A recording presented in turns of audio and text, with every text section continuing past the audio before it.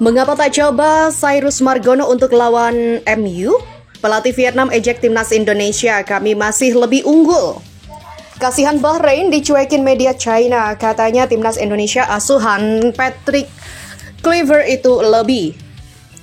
Pascal Struijk diizinkan bela timnas Indonesia hingga sang nenek yang pernah kuliah di Unpad. Ya Sobat Kamus Bola, itulah headline yang akan kita bahas pada video kita kali ini. Yuk kita simak selengkapnya.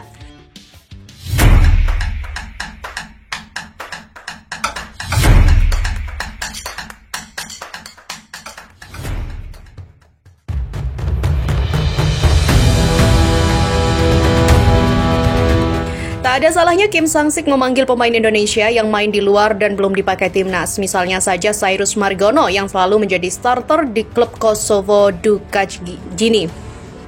Sudah ada beberapa nama yang dipanggil pelatih ASEAN All-Star Kim Sang-sik. Dari Indonesia ada nama Ferrari dan Asnawi. Kemudian di sisi lain ada juga kekecewaan dari negara tetangga mengapa pemain seperti Jay Itzes tak masuk skuad ASEAN All-Star. Mungkin karena jadwal lawan MU dan laga Indonesia versus China mepet.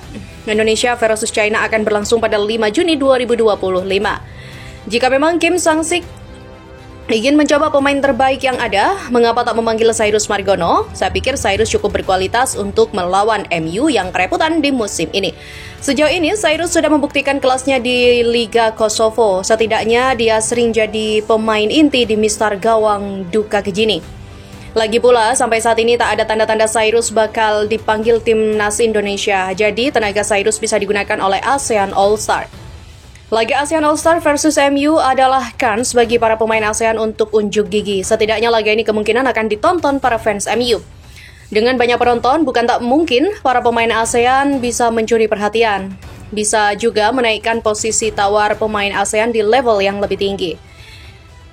Sementara pelatih Vietnam, Kim Sang-sik mengirimkan sinyal panas kepada pasukan timnas Indonesia.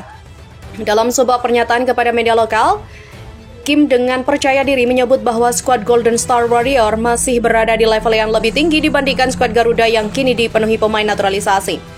Saya ingin bertanding melawan timnas Indonesia dengan skuad terbaik kami. Saya yakin Vietnam masih berada di level yang lebih tinggi dibandingkan mereka, ujar Kim Sang-sik. Keyakinan Kim Sang-sik itu disampaikan menjelang agenda ASEAN All-Star melawan Manchester United dan kualifikasi Piala Dunia 2026 zona Asia yang kemungkinan besar mempertemukan kembali dua rival abadi Asia Tenggara itu.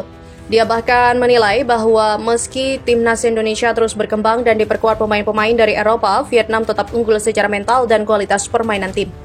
Saya sangat menghargai perkembangan sepak bola Indonesia. Mereka melakukan banyak perubahan besar dengan mengandalkan pemain keturunan. Tapi kami tetap percaya dengan gaya bermain kami sendiri. Komentar ini langsung menyedot perhatian publik terutama di Indonesia. Banyak pendukung skuad Garuda merasa pernyataan Kim merupakan bentuk sindiran yang meremehkan kerja keras pemain dan pelatih Indonesia, terutama di bawah asuhan Patrick Kluivert. Rivalitas panjang antara Vietnam dan Indonesia memang sudah berlangsung lama, baik di level senior maupun kelompok umur. Dalam beberapa tahun terakhir, Vietnam unggul secara prestasi terutama setelah meraih gelar Piala AFF 2024 dan tampil konsisten di kualifikasi Piala Dunia. Namun Indonesia tidak tinggal diam. Dengan regenerasi pemain muda dan deretan pemain naturalisasi seperti Jay Itzes, Ragnar Uratmangun, Tom Hai hingga Ole Romeni, kekuatan skuad Garuda kini tak bisa lagi dipandang sebelah mata. Pernyataan Kim Sang-sik pun menambah panas suasana. Publik pun kini menantikan laga penuh gengsi antara Indonesia versus Vietnam. Bukan hanya sekedar pertandingan sepak bola, tapi pertarungan harga diri dua kekuatan besar Asia Tenggara. Selain itu, timnas Indonesia asuhan Patrick Kluivert mendapatkan sorotan tajam media China. Tak heran jika timnas Indonesia disorot oleh media China karena menjadi salah satu saingan di babak kualifikasi Piala Dunia 2026. Uniknya, meski China juga pernah punya pertandingan melawan Bahrain pada Juni nanti, tetapi melawan timnas Indonesia justru menjadi pembahasan bagi media China. Media China rutin memberikan dan memberitakan persiapan jelang menghadapi timnas Indonesia, seolah tak peduli dengan Bahrain. Timnas Indonesia benar-benar berusaha keras untuk mengalahkan tim China. Dilansir dari tvnews.com, tentu sangat wajar bagi China untuk mengkhawatirkan timnas Indonesia. Pasalnya, kekalahan melawan timnas Indonesia tak akan berakibat sangat buruk bagi mereka. Kalah melawan timnas Indonesia berarti tersingkir dan tak ada peluang lagi untuk ikut Piala Dunia 2026. Di sisi lain, Pascal Struijk yang baru saja mengantarkan Leeds United promosi ke Premier League 2025-2026 ramai dibahas dalam beberapa hari terakhir. Bek 25 tahun ini menjadi perbincangan pecinta sepak bola tanah air karena kedapatan berada di tribun yang sama dengan pelatih timnas Indonesia Patrick Kluivert saat Oxford United menjamu Leeds United pada Sabtu 19 April 2025 dini hari, di mana Pascal Struijk diizinkan bela timnas Indonesia. Pecinta sepak bola Indonesia langsung mengaitkan kejadian di atas dengan kemungkinan Pascal Struijk segera menjalani proses naturalisasi menjadi WNI. Sejatinya tanda-tanda Pascal Struijk segera membela timnas Indonesia sudah dibocorkan media Belanda Voetbal Primer. Petinggi Voetbal Primer Danny van Laar membocorkan Pascal Struijk sudah diizinkan membela timnas Indonesia. Meski begitu, tak diketahui secara pasti siapa yang memberi izin di sini, entah orang tua atau keluarga besarnya.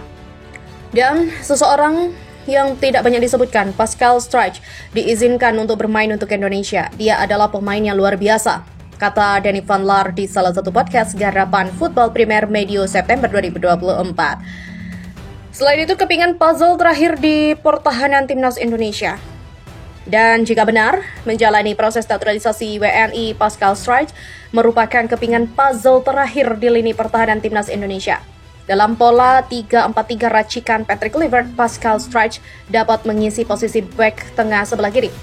Ex-pemain Ajax Amsterdam U21 ini dapat membentuk trio tangguh di jantung pertahanan skuad Garuda bersama dengan Mads Hilgers dan Kapten Jay Ilses. Lantas, bukannya timnas Indonesia sudah memiliki trio tangguh atas nama Rizky Ridho, Jay Ilses, Justin Hubner? Untuk bersaing di level yang lebih tinggi dibutuhkan bek dengan profil tinggi. Kolaborasi Mads Hilgers, Jay Ilses, Pascal Struijk dibutuhkan demi menguatkan lini pertahanan skuad Garuda asuhan Patrick Kluivert. Sementara dari garis keturunan Indonesia, Pascal Struijk dalam sebuah wawancara pada 2020 lalu, Pascal Struijk mengaku memiliki darah Indonesia dari sang kakek dan nenek. Kakek Pascal Struijk bernama Peter Weidemuller yang lahir di Surabaya, Jawa Timur. Mengutip dari pemain keturunan.id, nenek Pascal Struijk, Inneke van den Brink, bahkan pernah menjalani pendidikan di Unpad Jatinangor, Sumedang, Jawa Barat. Fakta tersebut menunjukkan bek bertinggi badan 190 cm ini eligible untuk memperkuat timnas Indonesia. Menarik ya sobat, menantikan pergerakan PSSI ke depan, apakah pemegang 85 caps Premier League bersama Leeds United ini diperkenalkan sebagai calon pemain timnas Indonesia selanjutnya pada Juni 2025 nanti? Kita tunggu selanjutnya. Sementara itu, kabar yang cukup mengejutkan datang dari salah satu pemain timnas Indonesia, yakni Tom Hai. Melansir dari laman berita suara.com, gelandang berusia 30 tahun itu kini tengah menjadi perbincangan publik di Belanda. Namun gelandang keturunan Indonesia Belanda ini kali ini tidak dipuji karena permainan dan prestasinya di klub maupun di tim nasional. Akan tetapi dirinya kini dikabarkan tengah berseteru dengan beberapa fans bola di Belanda, khususnya fans klub SC Heerenveen yang notabene adalah mantan klubnya terdahulu. Menurut pengamat sepak bola asal Belanda, Roelof de Vries, dalam kanal YouTube Sportcast NL, pemain yang kini membela klub Almere City tersebut dianggap melakukan tindakan tidak terpuji saat laga Almere City versus SC Heerenveen beberapa waktu lalu yang dilanjutkan Eredivisie 2024-2025. Dirinya menunjukkan gestur tangan yang seakan-akan meminta fans SC Heerenveen untuk tutup mulut atau diam. Sontak hal ini menimbulkan kemarahan bagi para fans SC Heerenveen terhadap Tom Hai. Bahkan menurut pengamat bola asal Belanda itu, Tom Hai sebelumnya juga pernah berseteru dengan fans klub SC Heerenveen. Sebetulnya perseteruan kali ini juga dibumbui permasalahan di masa lalu dengan kedua belah pihak. Di akhir musim 2023-2024, Heerenveen harus memainkan satu pertandingan lagi melawan Sparta. Pertandingan itu tidak ada gunanya, jadi Hai tidak ingin bermain. Tom Hai tidak menyukainya dan publik menyalahkannya karena mereka berkata, "Anda dibayar, Anda hanya perlu bermain sepak bola," ujar Roelof de Vries. Tom Hai memang tak memiliki kesan baik saat berkarir di SC Heerenveen meskipun tercatat menjadi bagian dari skuad klub SC Heerenveen pada musim 2022-2023 hingga 2023-2024. Tom Hai dianggap kerap kali berseteru dengan beberapa pihak saat masih bersama klub itu. Melansir dari laman football.nl, Tom Hai sempat dikabarkan berseteru dengan pihak manajemen klub karena dirinya menyebut klub tak ingin menjualnya ke klub lain setelah kontraknya tinggal 6 bulan lagi bersama SC Heerenveen. Padahal kala itu beberapa klub dikabarkan sangat tertarik mendatangkan pemain yang sudah mengemaskan 2 gol bagi timnas Indonesia itu. Beberapa klub seperti NAC Breda dan juga Vitesse Arnhem di Liga Belanda, serta beberapa klub Turki seperti Sivasspor dan juga Besiktas sempat dikabarkan cukup tertarik mendatangkan Tom Hai. Namun manajemen klub terkesan menunda-nunda proses negosiasi sehingga membuat Tom Hai sempat menganggur selama beberapa minggu usai kontraknya bersama SC Heerenveen habis pada bulan Juni 2024 lalu.